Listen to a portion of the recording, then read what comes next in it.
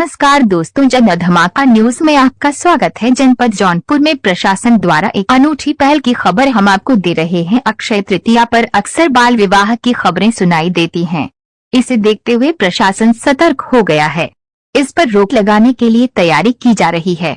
प्रशासन तथा बाल विवाह का अनुभव रखने वाले लोग इस पर रोक लगाने की अपील कर रहे हैं। बाल विवाह प्रतिषेध अधिनियम के बारे में जानकारी देकर आरोपियों पर होने वाली कार्यवाही के बारे में बता रहे हैं। मैं राम प्रकाश, एडीएम फाइनेंस जौनपुर, जिला बाल मैरिज प्रोविज़न ऑफिसर।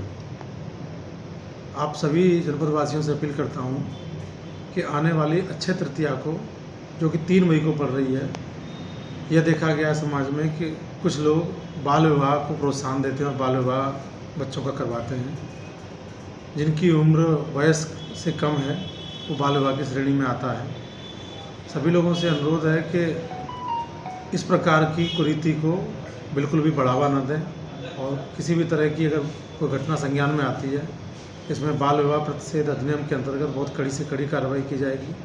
लगातार इसमें जागरूकता कार्यक्रम चल रहे हैं, जो तहसील लेवल पर, ब्लॉक लेवल पर और ग्राम पंचायत लेवल पर भी चल रहे हैं।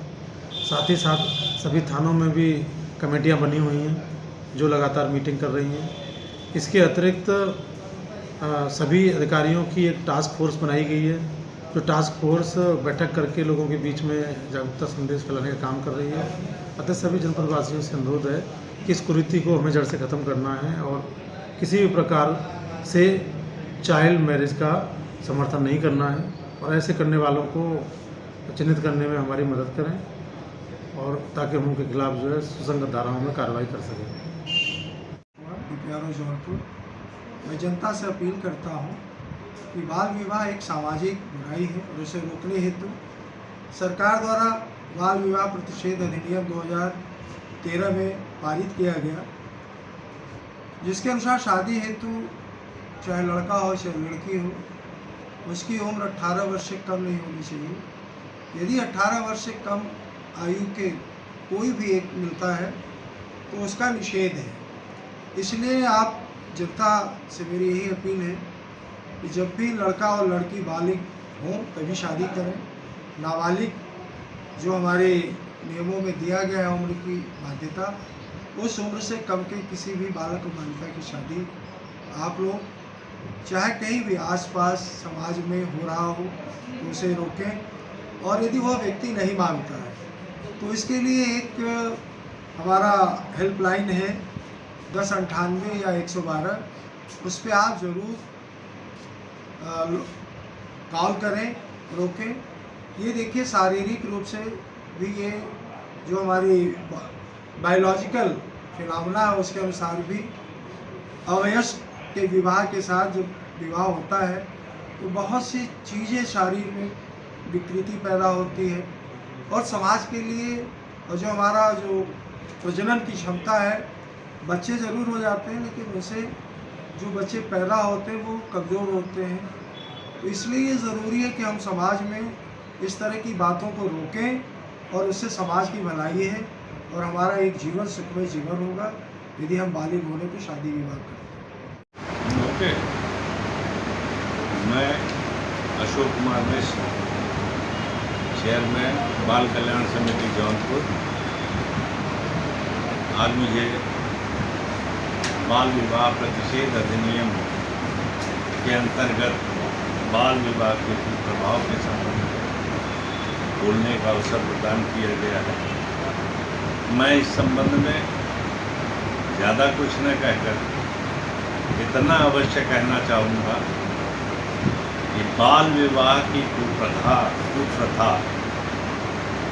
न केवल बालक और बालिका के मानसिक और शारीरिक विकास में बाधा बनते हैं, बल्कि उसकी भविष्य की सामाजिक आर्थिक प्रगति पे भी बुरा असर डालते हैं। इसको रोकना समाज के हित में अत्यंत आवश्यक है। एक उदाहरण मैं अपना सजीव देना चाहता हूँ। मैं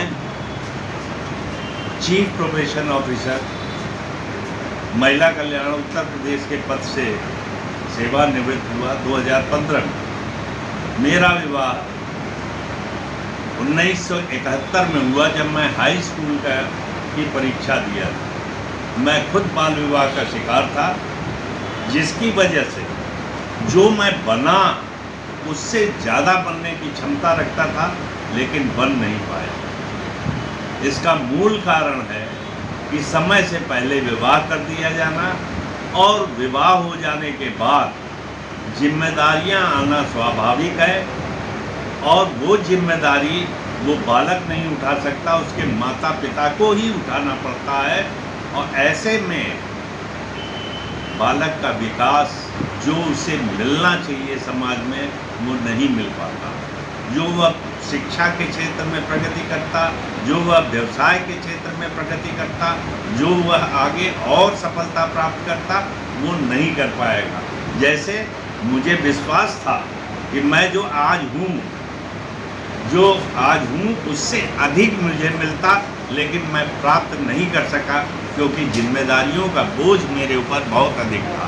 इसके कुप्रभाव का मैं स्वयं का अनुभव किया हुआ एक उदाहरण प्रस्तुत करता हूँ, और सभी से अनुरोध करता हूँ कि कृपया अपने बच्चों को बालिग होने के पूर्व विवाह के बंधन में न बांधें। धन्यवाद। महिला कल्याण विभाग की ओर से बाल विवाह को रोकने के लिए हमारे निदेशक महोदय का एक पत्र भी आया, और NCPCR जो दिल्ली में नेशनल चाइल्ड संरक्षण का आयोग है, वहाँ से भी पत्र आया है कि बाल विवाह पर जो 3 तारीख को अक्षय तृतीया पर बाल विवाह को रोकने के लिए एक एजेंडा बनाया जाए, एक प्लान बनाया जाए। तो उसके तहत जो बाल विवाह प्रतिषेध अधिनियम 2006 के तहत जिले में DTF बना हुआ है, उस DTF को हमने पत्र भी प्रेषित किया है कि सभी लोगों को जागरूक किया जाए कि अक्षय तृतीया पर 3 तारीख को किसी भी तरीके का कहीं भी बाल विवाह ना हो। अगर बाल विवाह कहीं हो रहा है तो पुलिस को सूचना दी जाए, जिला प्रोबेशन कार्यालय को सूचना दी जाए, हमारे यहाँ जो भी जिला महिला